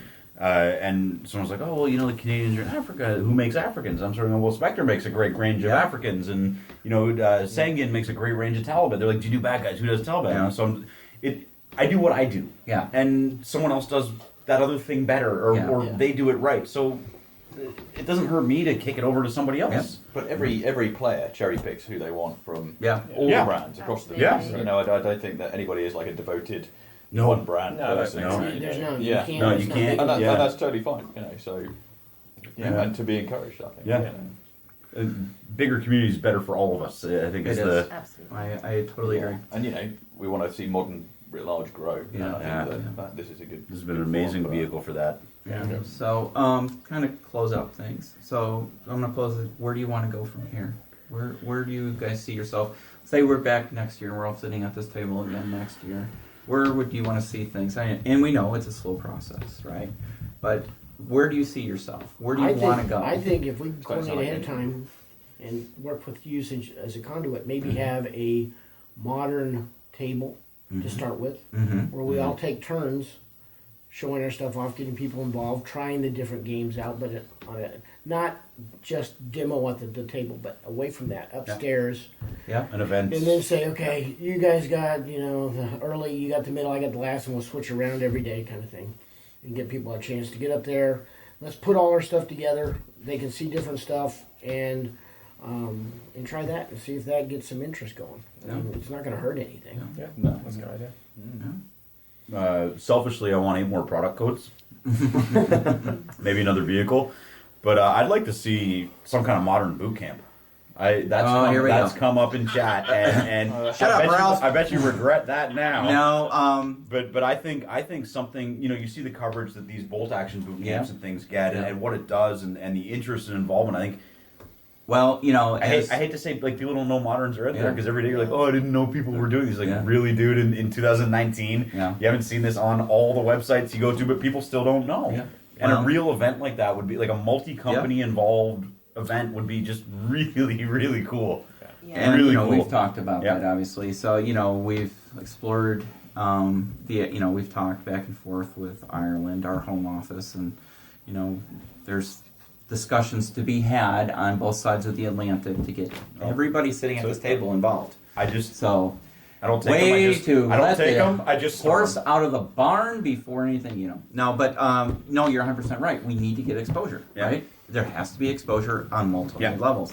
You know, whether it's a podcast, video, And Facebook. let's maybe come up with each of us comes up with a special character for next year, a miniature that if you go through and you play, you get that miniature for playing that game or something like that. I don't know. I'm just trying to throw some ideas out to get people want stuff. Yeah. And it's a it's an Adepticon exclusive or whatever. Well, people eat that up. I'm Yeah, telling you right people- now. yeah. If you put the Exclusive. word exclusive, GW. They will How much eat it money? up, That's you know? $35 piece of plastic. so Anyway. yeah, there's that other one coming. Why do I feel like my chair is in a bad position for this? It's... Crazy. Anyway, but that's just I would like to see us all work together. Yeah. Because again, I don't. If people want to play other people's rules, I don't care. Yeah.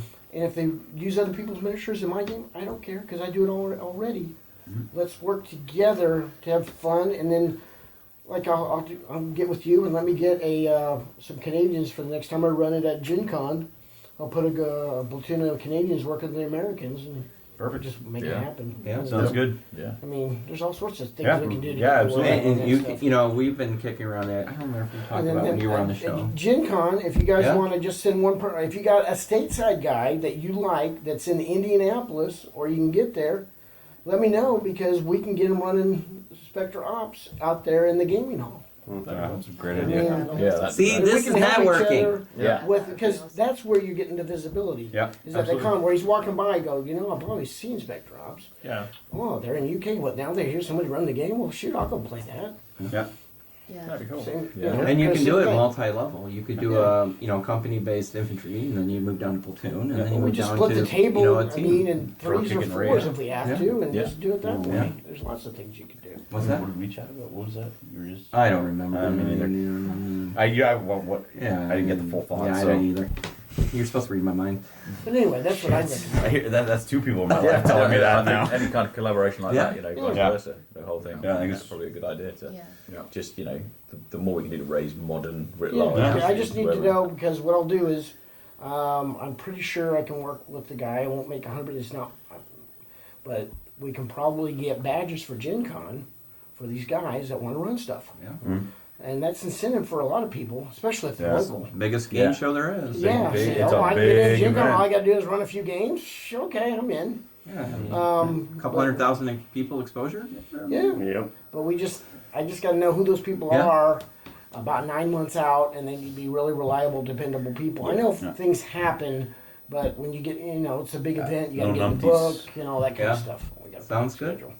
So, anybody else have any last thoughts before we close out? I really appreciate everybody taking the time out of their extremely long and busy days. I think it's kind of Did cool. we get any just- questions from the community? You know, that's a No, good question. yeah, it's good. Ralph? I just think it's kind of cool. We got 3 modern companies at Adepticon. I mean, have four today. in Four. I think that's Any pretty cool. questions on anybody? Not really. There were some comments about gameplay and tournaments, and most of the people in the chat weren't interested in tournament play, but more interested in narrative, which is what the conversation's been around the table anyway. That the narrative is what people are more interested in. Yeah. Yeah. So, what were some of the comments with regard to gameplay? Just that people that aren't People love people those in the stats. community on here aren't that interested in that sort of tournament killy Yeah, aspect yeah, of it. yeah. The Call of Duty type of game where it is just kill each other until last man standing. Where what people are more interested in is that story behind it, having Very cool. things happen, that type of thing. Some of the things that we've talked about on the show where if you're running a mission and all of a sudden some operators are going to get hit, the mission changes to get those people off the board and things like that, where you're doing a medical evac and that type of thing where there's more of a story behind what's going on and things like that. That's what most of the people within the community are sort of looking at. Ivan posted a comment, I'm just trying to find it. Is it about cutting It's people's about- heads? Ivan the Beheader? Is it about us calling him a decapitator? Sorry, Or Ivan, we so you're love right, you. decapitator, not beheader. Yeah, Ivan with the passes, I think one of the ways to get appeal is that control factor. The control over the narrative and the story and having the ability to change and reset the game. So for the younger players, possibly go down the route of almost like a video game style thing where, if something goes wrong, they have that option to reset. Okay. Kind of cool, actually. Like Never thought of hitting the that. reset or having an extra life or whatever, that type of thing. So that's that might maybe- get the younger players Mhm. that come and see the games interested in engaging with moderns and get them away from that aspect of you're on rails and you're shooting things. Yeah, that sounds more like a player versus environment rather than a player versus player type thing. Kind of like a PUBG kind of thing. Yeah. Where the game master plays the bad guys, Yeah. and Yeah. you can do that environment. So we actually, a few nights ago, played a little scenario with Spectre with their new, I am not a military, I apologize ahead of time, BTO. BTO? Yeah. BTR? Tank with a lot of wheels. I am sorry. I think BTO you is an mean excellent the band. infantry fighting vehicle with a lot of wheels. All that said, it was a really cool resin vehicle. Anyways, Basically, wheels It's and basically a guns. It was car. cool. It's a car with a gun. it's got a big gun. So, but not really that basically, big. Steve had this thing in the middle of a board, and Ben and I had our troops on either side, and we each had an RPG, and we had different tactics. But basically, it was like we had to mobilize it, but we needed to take it down. And every time we lost a unit, another turn would go by, and then that unit would appear on the edge of the map again. Nice. So it was this kind of video game boss fight idea where, there was an objective that you were trying to take down, but you did have that reset portion of that. Yeah, that's cool. But Very this cool. is great because it's a narrative game using the rules as a tool set to do what you guys wanted. That it's not originally what it was designed for. Yeah. But it works, and that's the same for probably all modern rule sets. Yeah. But but that's the beauty of it being all narrative based is that you can make the story fit whatever game you want to play. So And one other thing, Carl off the Spectre group, who I know who games with me, he's from the northeast like me, has got a request for Spectre, an RAF serviceman miniature with a beer in his hand next to the pool. right. let me guess. Not the Air Force. Yeah. So Excuse me, front desk, my air conditioning's broken. Is exactly. that? Exactly. It'll have to be at a hotel and various other Come on, things. guys, we got Air Force vets in the chat, so take it easy. At least there's no Marines. Yeah. Anybody in supply? Yeah, supply. Supply. All right, guys. Well, we're going to wrap it up because we're cooking in this little room. So I appreciate everybody joining us tonight. Hopefully we can do this again. Yeah, thanks for having us. That'd be great. Appreciate it. And thank you very much. And to you guys out there, post questions if you have them. We will get them out to the proper people. And we appreciate your time, and we will see you on the next one. Bye-bye. Bye. Bye-bye. Bye. Bye. Woo! Holy I've been smokes. shocked. How many letters are we getting? Like 3? I lost count. I think we're at 3. Wait, who's it all from? GW? GW, that was Mantic. deliberate as well. Wait, is it 3 from GW? Well, there's at least 2 from GW. That's what I'm actually doing. It's live.